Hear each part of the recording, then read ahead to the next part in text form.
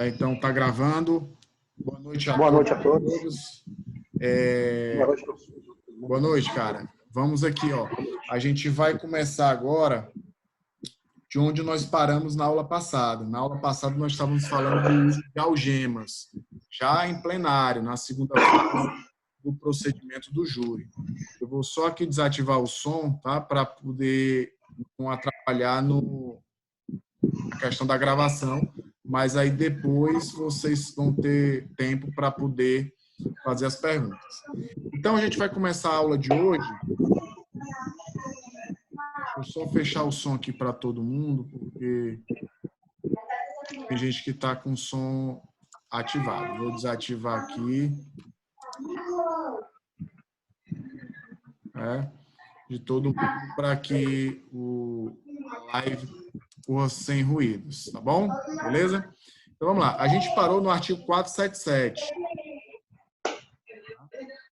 Vou ver se eu consigo desativar o som de todo mundo aqui.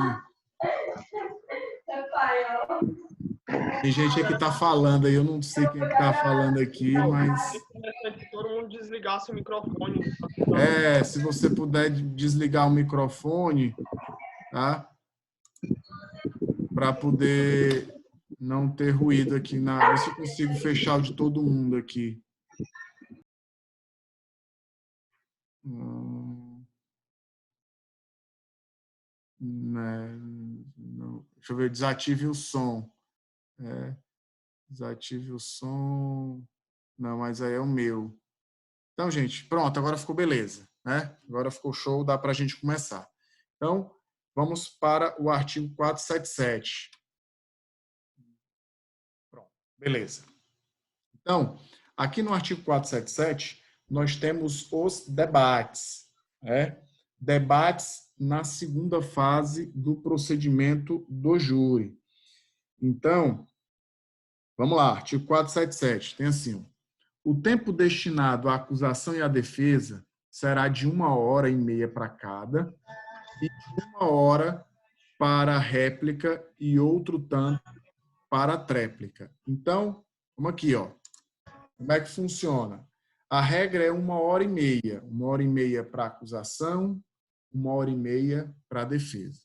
Se a acusação for para a tréplica, para a réplica, desculpem, se a acusação for para a réplica, a defesa vai para a tréplica. E tanto réplica como tréplicas é de até 1h, tá bom? Então, 1h30 para cada, se for réplica mais até 1h, tréplica mais até 1h. Aí o que acontece aqui no parágrafo 1º? Havendo mais de um acusador ou mais de um defensor, combinarão entre si a distribuição do tempo, que, na falta de acordo, será dividido pelo juiz presidente, de forma a não exceder o determinado neste artigo. Então, quer dizer isso? Às vezes é comum ter mais de um promotor de justiça, ou ter promotor de justiça e assistente da acusação, ou o réu ele é defendido por 2, por 3 advogados.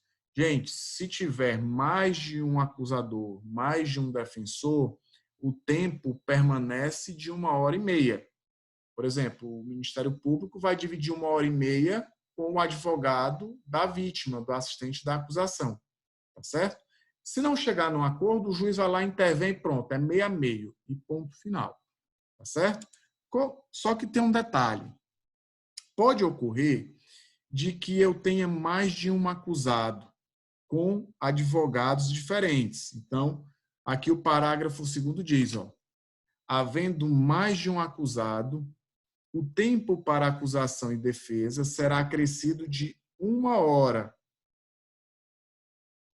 e elevado ao dobro o da réplica, ou seja, 2h, e o da tréplica, 2h. Então, se você perceber, se eu tiver mais de um acusado, tá? São até 2h30 para a acusação, até 2h30 para a defesa, e réplica e tréplica são dobrados. Então, eu tenho até 2h para cada um.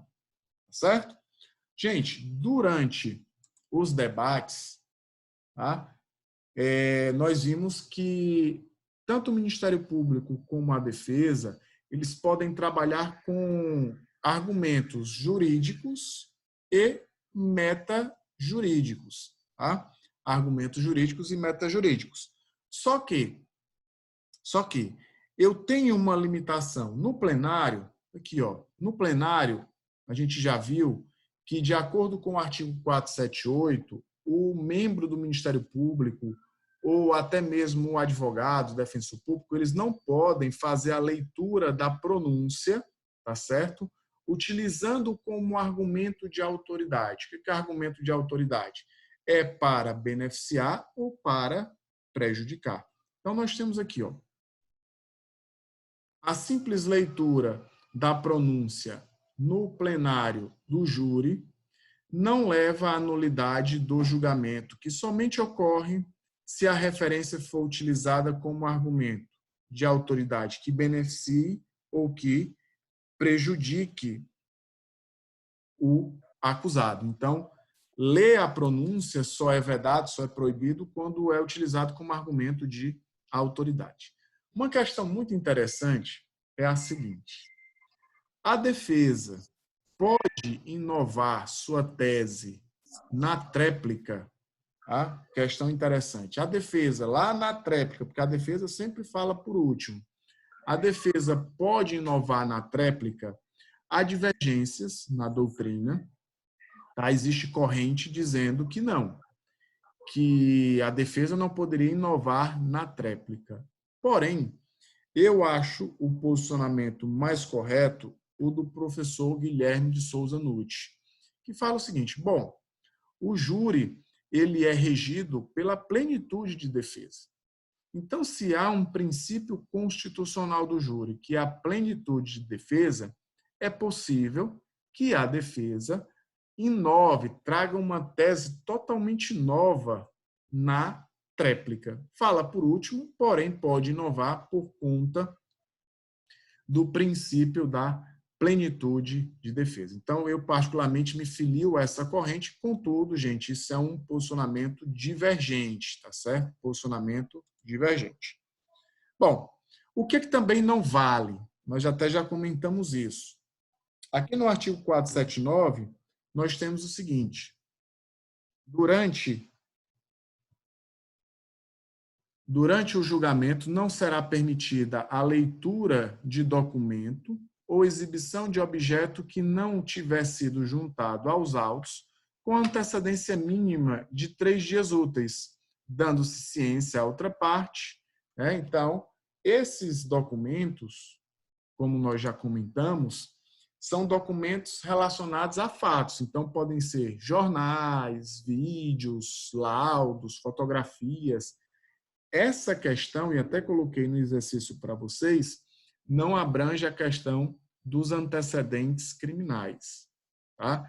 Antecedentes criminais não entram nessa vedação de menos de 3 dias úteis, porque não se referem a fatos. Bom, é o que o parágrafo único diz. Compreende-se na proibição deste artigo a leitura, tá? A leitura de jornais ou qualquer outro escrito, bem como a exibição de vídeos, gravações, fotografias, laudos, quadros, croquis. Croquis, pessoal, para quem não sabe, são aqueles desenhos que reproduzem, né, um determinado local. Qualquer outro meio assemelhado cujo conteúdo versar sobre matéria de fato, olha só, matéria de fato, submetida à apreciação e julgamento dos jurados. Tá certo? Tá, Aldemar. O que acontece se durante os debates a defesa não fizer, não tiver argumentos defensivos que possam levar à absolução? O juiz pode dissolver o conselho de sentença. Ele dissolve o conselho de sentença considerando-se que o réu é indefeso, está indefeso. Então, aqui, ó, a Constituição Federal assegura, no artigo 5º, inciso 38, a linha A, nos julgamentos realizados pelo Tribunal do Júri a plenitude de defesa. Nós vimos que aqui nós temos um princípio constitucional. Tá? O que acontece? A preocupação do constituinte foi corroborada pelo CPP mediante a previsão de regra que determina a dissolução do conselho de sentença na hipótese do juiz-presidente verificar que o acusado está indefeso. Então, se o acusado não estiver sendo defendido de maneira correta, o juiz dissolve o conselho de sentença. Da mesma forma, tá? Se eu tiver colidências de defesas, então, às vezes acontece isso. O defensor público ele foi nomeado para realizar a defesa de 2 réus que aparentemente tinham teses compatíveis, tá certo? Ou os 2 confessavam ou os 2 negavam. Só que nós vimos que no início do julgamento o réu vai ser interrogado de novo. Então imagina só que no momento do interrogatório um dos réus muda a sua versão e passa a ter uma tese colidente com aquela apresentada pelo outro corréu. Então, nessa hipótese, eu vou ter colidência de teses. Isso vai impedir que aquele defensor continue patrocinando a defesa dos 2, porque há colidência de teses. Então, aqui o mais correto será o quê? Será dissolver o conselho de sentença e remarcar uma nova data agora com 2 defensores distintos, um para cada acusado. Tá bom? Bom, outra questão interessante. E, Aldemar, quando o membro do Ministério Público ele não está fazendo uma acusação bem feita, o juiz pode considerar que a acusação, a sociedade está em defesa? Questão polêmica, mas nós já temos posicionamento jurisprudencial. Gente, deixa eu só ver se eu consigo melhorar essa imagem, essa iluminação aqui, que está um pouco ruim. Deixa eu só ver aqui. Ver se melhorou aqui. Ah, ficou melhor. Ah, outra luz aqui, liguei aqui, ficou bom. Então, vamos lá. Sociedade em defesa. Tá? Sociedade em defesa tem aqui, ó, um julgamento que eu peguei do TJDF, que fala: dissolução do conselho de sentença por decisão do juiz-presidente, em que pese a posição extremada do eminente juiz-presidente do Tribunal do Júri, ante o pedido de desclassificação feito pelo ilustre promotor de justiça em plenário e entendendo estar a sociedade em defesa. Tal conduta não tem o condão de autorizar a imediata soltura do paciente. Então, gente, olha só. O promotor ele pode pedir a absolvição do acusado. Bom, mesmo que tenha sido ele que ofereceu a denúncia, apresentou memoriais, nada impede de o promotor de justiça, no dia do plenário, pedir a acusação. E o simples fato dele pedir a absolvição, se ele pedir a absolvição, isso não vai fazer com que a sociedade esteja em defesa. Porque, não esqueça, o Ministério Público ele é tanto titular da ação penal, como ele também é custos legis. Então, ele vai ser o fiscal da lei. Então, o promotor pode sim pedir a absolvição do réu em plenário. Joia? Vamos agora à parte importantíssima. Quesitação. Aldemar, o que são os quesitos? Gente, existem 3 sistemas de quesitação. Os quesitos são perguntas que são formuladas pelo juiz-presidente aos jurados, ao conselho de sentença. Ingrid, você levantou a mão, tá?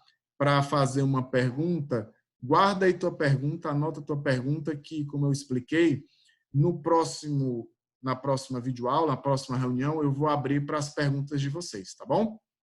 Então, olha só.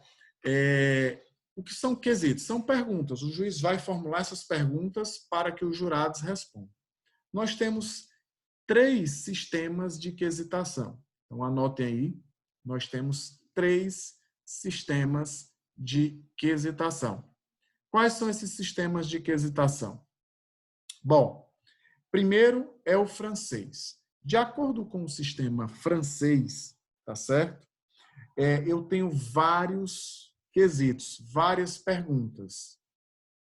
Quesito sobre a materialidade, quesito sobre autoria e participação, quesito sobre qualificadoras, sobre teses da defesa que devem vir antes. Então, o sistema francês ele é mais complexo, são várias perguntas, vários quesitos.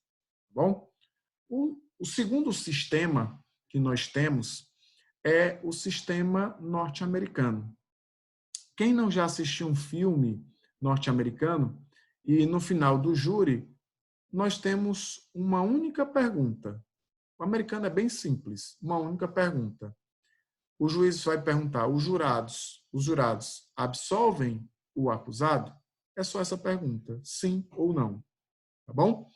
E o Brasil? O Brasil ele adota atualmente, né, desde 2008, o sistema misto. Então, é uma mescla dos dois sistemas. Se nós pegarmos aqui, ó,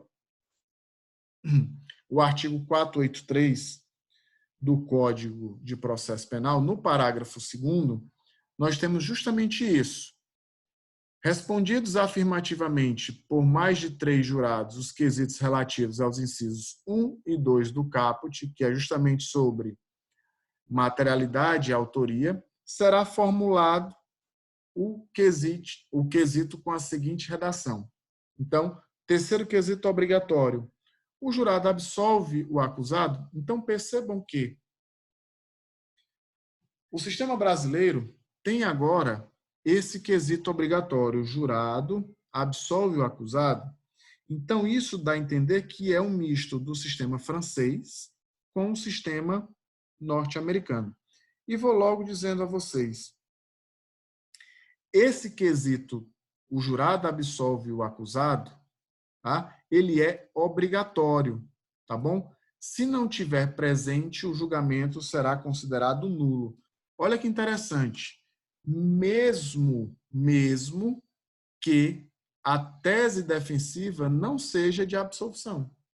Às vezes a tese defensiva é só de desclassificação, é só de desqualificação, eu quero tirar uma qualificadora, porém, mesmo que a defesa não tenha pedido a absolvição do réu em plenário, o juiz ele é obrigado a formular esse quesito, sob pena de nulidade absoluta, tá bom? Então, esse quesito ele é obrigatório. Mas, vamos aqui, ó, leitura dos quesitos, artigo 484. A seguir, o presidente lerá os quesitos e indagará das partes se tem requerimento ou reclamação a fazer. Então, ele pergunta para a acusação e para a defesa se está tudo ok. Se não quer que modifique alguma coisa. E aí, devendo qualquer deles, bem como a decisão constar da ata. Parágrafo 1. Ainda em plenário, o juiz-presidente explicará aos jurados o que significa cada quesito, porque a gente não pode esquecer que os jurados são leigos, né? Os jurados são leigos. Então, está aqui, ó. Nós temos o 483, que traz a ordem de quesitação. Então, a ordem que deve ser obedecida para a quesitação. Então, primeiro quesito, materialidade do fato. É mais ou menos assim. No dia tal, hora tal, a vítima fulana de tal recebeu lesões provocadas por instrumento pérfuro cortante, lesões estas que lhe levaram à morte? Bom, pergunta sobre a materialidade. Aí vai passar a urna, primeiro a urna de votação, depois a urna de descarte. Então, o juiz vai abrir a urna de votação e se ele tiver se ele tiver 4 sims ou 4 nãos nesse primeiro, ele já para. Então, imagina que nós temos 4 sims. Então, ok, passou a materialidade. Por quê? Se já ficar negativa que a materialidade, estão todos os demais prejudicados e o julgamento encerra. Tá bom? Bom, aí depois, nós temos o segundo quesito. A autoria ou participação. Então, depois do primeiro quesito, vem o segundo dizendo assim, o acusado fulano de tal foi o autor das lesões que levou à morte da vítima? Sim ou não? Tem que ser bem simples, tá certo? Depois desse quesito, eu tenho o obrigatório, que fala, ó, se o acusado deve ser absolvido. Então, o jurado absolve o réu? Sim ou não? 4. Se existe causa de diminuição de pena alegada pela defesa. Que causa de diminuição de pena é essa? A mais famosa, gente, é o homicídio privilegiado. Parágrafo 1º do artigo 121. Se o réu agiu impelido por relevante valor moral, relevante valor social, ou dominado por violenta emoção, logo em seguida a injusta provocação da vítima. Então, o homicídio privilegiado, ele vem, para falar a verdade, tá? Todas as teses defensivas, elas devem vir antes dos quesitos, né, das perguntas das teses da acusação. Por quê? Uma vez, por maioria, acatada a tese defensiva, ela já prejudica as teses de acusação. Bom? Aí depois, olha as teses da acusação. Se existe circunstância qualificadora ou causa de aumento de pena, reconhecidas, tá?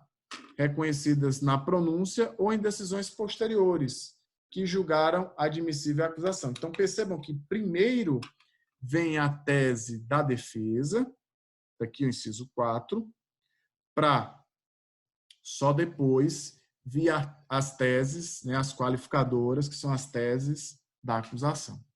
Agora, olha o que nós temos aqui no parágrafo 5º do artigo 483, que diz assim, ó, sustentada a tese de ocorrência do crime na sua forma tentada, tá certo? Ou havendo divergência sobre a tipificação do delito, sendo este da competência do tribunal do júri, o juiz formulará quesito acerca destas questões para ser respondido após o segundo quesito. Vamos explicar esse parágrafo 5º. Imagina só, tá? Imagina só que o crime é de homicídio tentado. Então, teve o primeiro quesito aqui da materialidade, que é o da letalidade. Ok, a vítima não morreu, tá? Mas ela sofreu as lesões. Tem lá dizendo que sofreu as lesões. No segundo é o da autoria e da participação. O réu foi o autor das lesões. Então, quando eu tenho a tentativa, antes de vir aqui se o acusado deve ser absolvido, eu tenho que trazer um outro quesito, uma outra pergunta, que é mais ou menos assim. O acusado, no dia tal, hora tal, iniciou a execução de um crime de homicídio que não se consumou por circunstâncias alheias à sua vontade? O que isso quer dizer? Ele tentou matar, tentativa de homicídio. Aí os jurados vão responder sim ou não. Então, a tentativa, ela vem antes desse terceiro quesito obrigatório.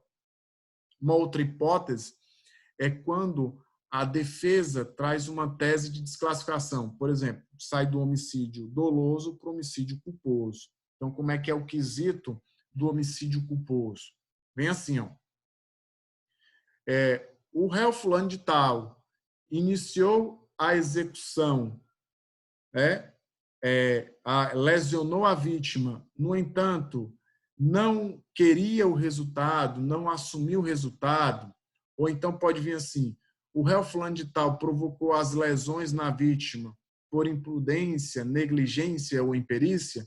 Se o jurado disser que sim, os jurados estão reconhecendo a existência de um homicídio culposo, estão desclassificando esse homicídio. E aí eu vou já explicar para vocês como é o procedimento quando tem essa desclassificação. O que eu quero que vocês saibam agora é que, se tiver tentativa ou se tiver tese de desclassificação para crime não doloso contra a vida, esses quesitos eles devem vir antes desse obrigatório, que diz que se o acusado deve ser absolvido. Joia? Tá. Vamos para frente. Tá? Vamos para frente. Tá aqui, ó. 2 súmulas. Como eu falei para vocês. Súmula 156 do STF. É absoluta a nulidade do julgamento pelo júri por falta de quesito obrigatório. Então, se não tiver o quesito obrigatório, que é o terceiro, nulidade absoluta. Súmula 162, também do STF. É absoluta a nulidade do julgamento pelo júri quando os quesitos da defesa não precedem aos das circunstâncias agravantes. Então, gente, essa súmula ela é muito utilizada. Sempre os quesitos da defesa eles devem vir antes dos quesitos da acusação. Só para vocês terem uma ideia.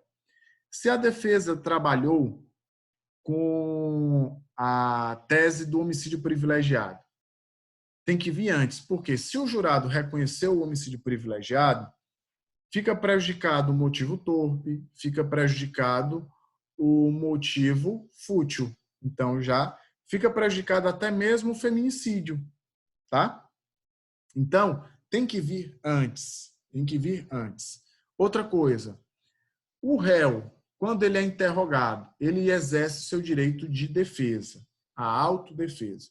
Então, a tese defensiva do réu, que ele apresentou em plenário, que ele apresentou no interrogatório do plenário, tem que ser quisitada.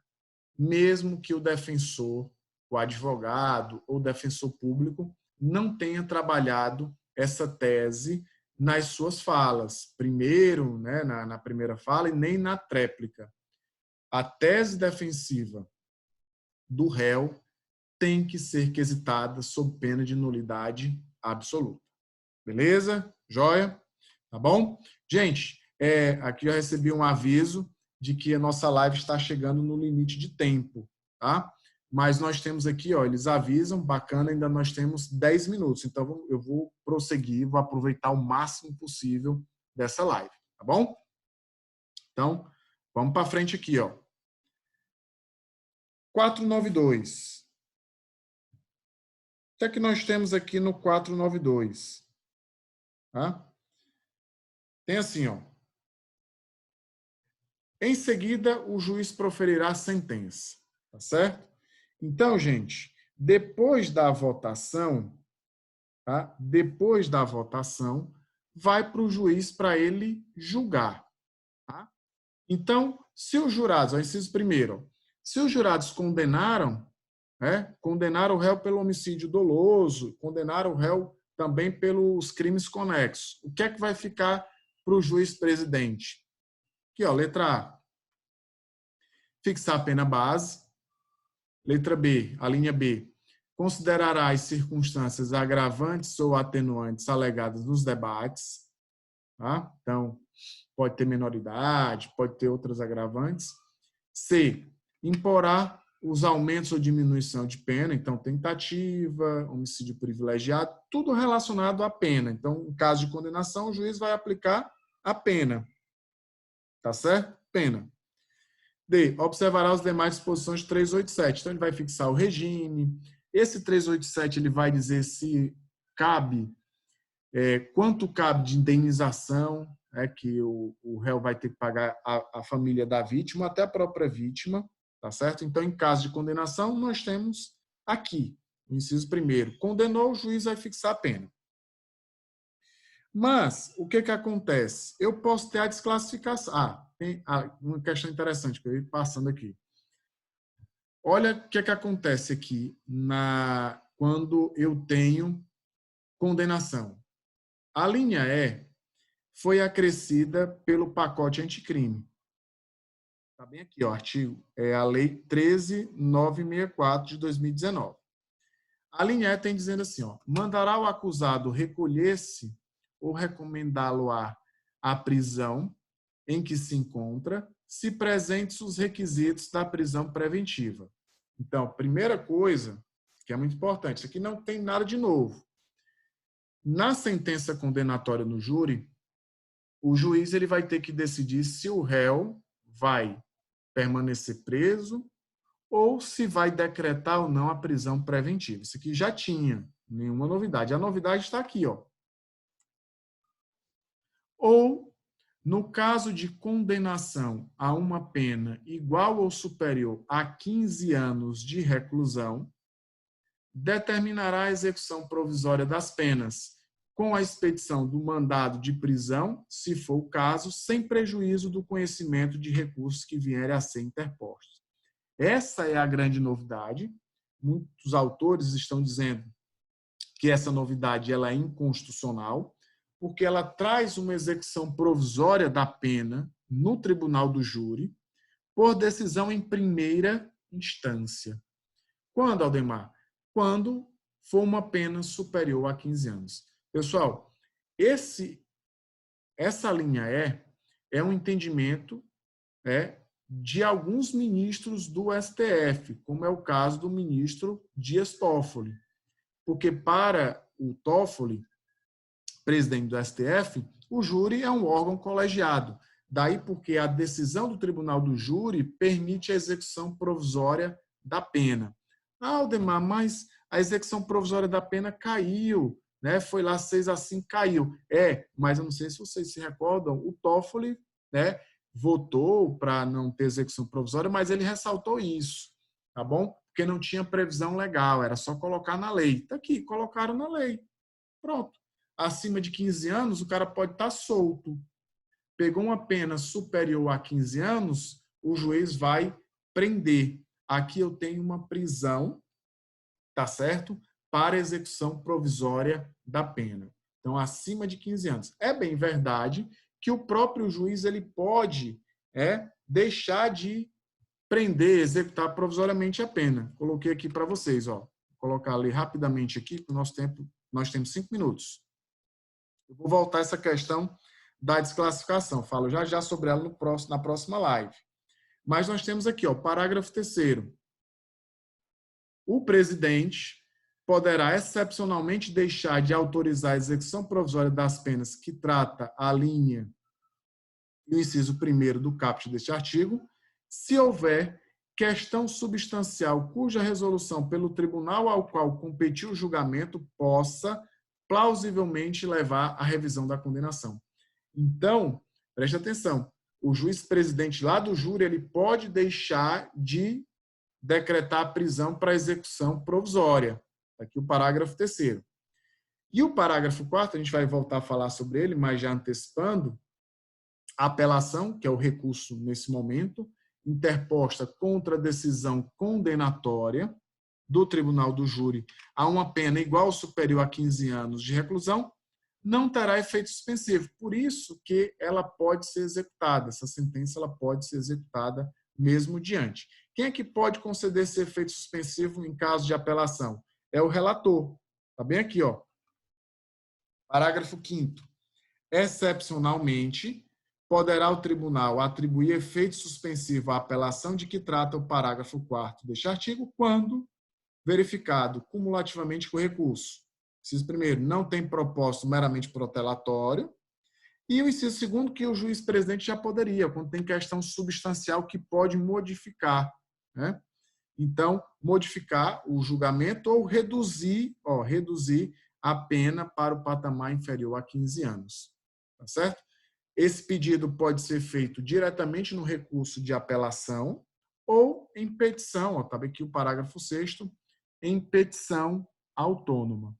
Aqui eu estou só explanando para vocês, mas a gente vai voltar a falar sobre efeito suspensivo quando nós estudarmos os recursos. Beleza? Tranquilo, gente? Então, a grande novidade do pacote anticrime é essa questão de que é possível a execução provisória da sentença no júri, mesmo com recurso de apelação, quando for fixada uma pena superior a 15 anos. Beleza? Tranquilos?